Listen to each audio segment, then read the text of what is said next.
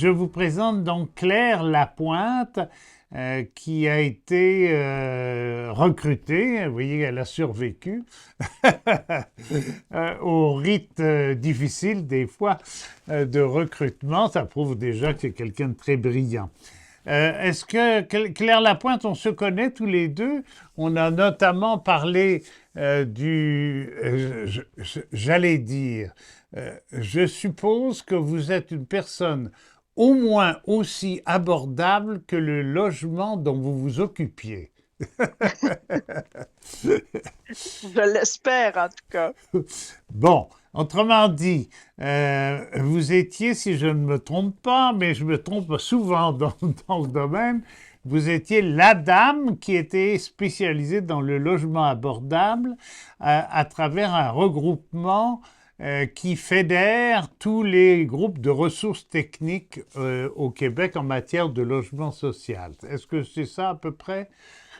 Je dirais pas que j'étais la dame dans le sens qu'il y a des gens encore plus compétents que moi là, dans la construction de logements social et communautaire. Hein. Il faut faire attention parce que il y a ceux qui appartiennent à l'État, les HLM, puis il y a le communautaire, les coops, les OSBL. Oui, oui.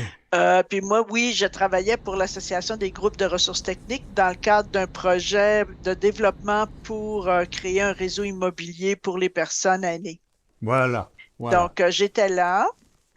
Et j'ai été approchée là pour venir à la QTR finalement. Voilà, et ça vous intéressait de relever ce défi qui n'est pas tout à fait simple, mais peut-être que j'ajouterais pour mieux vous situer encore que vous avez une expérience très importante au niveau volume et au niveau qualité, j'espère, sur le communautaire. Hein, c'est ça, vous avez travaillé dans le communautaire beaucoup. Hein.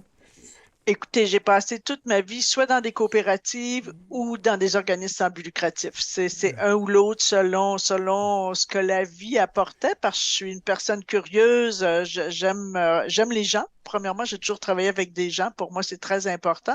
Et j'ai toujours travaillé dans le cadre d'une certaine mission sociale. Donc, besoin là, de que ça soit utile pour les gens.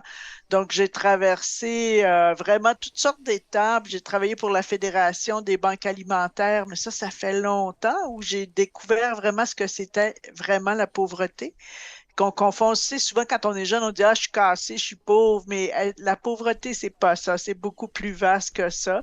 Donc ça j'ai eu beaucoup de chance, j'ai travaillé avec un groupe de chercheurs qui m'ont initié vraiment.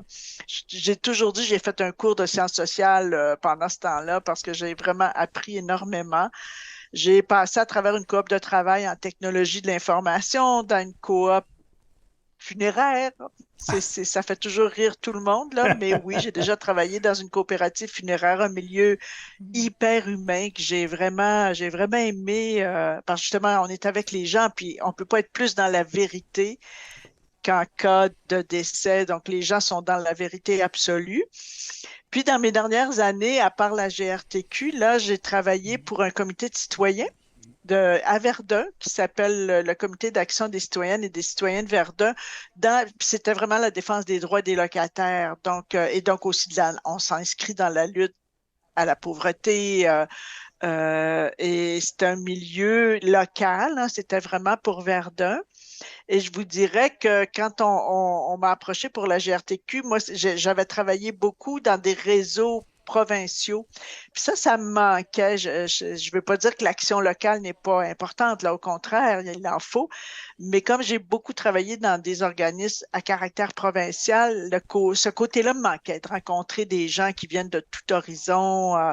Il y a toutes sortes de régions au Québec, donc il y a les régions urbaines, les régions plus rurales, mais c'est tellement intéressant de rencontrer des gens de partout. Donc, puis le lien aussi, ben, comme j'ai beaucoup, les 3 dernières années, travaillé autour des aînés, il est certain qu'il y a un lien direct là avec l'emploi d'aujourd'hui parce que je suis toujours pour les aînés. J'ai, comment je pourrais vous dire, j'ai tellement acquis de connaissances autour de ce qui se passe dans l'hébergement, les soins hospitaliers, la désincarnation, si vous me permettez, parfois qu'il y a autour de tout ça, là. Ça fait que d'être au sein de la QDR que je suis en train de découvrir, hein, en passant, je suis en pleine découverte, là, tout un monde, mais je trouve ça vraiment, vraiment intéressant. Je commence ma 5e semaine aujourd'hui. Et je vois pas les journées passer. Je vois pas les journées passer. Il y a mille et une choses à régler et il y avait besoin qu'il y ait une direction ici, là, parce que je crois que la personne que je remplace n'était plus là depuis un certain temps. Il y a eu un intérim qui a été très gentil, très humain, mais un intérim. Donc, je trouve ça vraiment passionnant, là, d'être ici. OK. Puis vous voilà donc directement dans le jus de la marmite de la défense des droits des aînés. Quelle est la fonction, ou en tout cas ce que vous en savez, parce qu'évidemment dans 10 ans vous serez suprêmement au courant, d'une directrice générale? Qu'est-ce que ça fait de 9 à 5 et même au-delà? Encore là, je suis toute nouvelle, mais la première chose, c'était de rencontrer l'équipe, hein, puis de comprendre qu'est-ce que font les gens de l'équipe. Ce que je ne sais pas encore tout à fait, là, j'y vais par petits morceaux.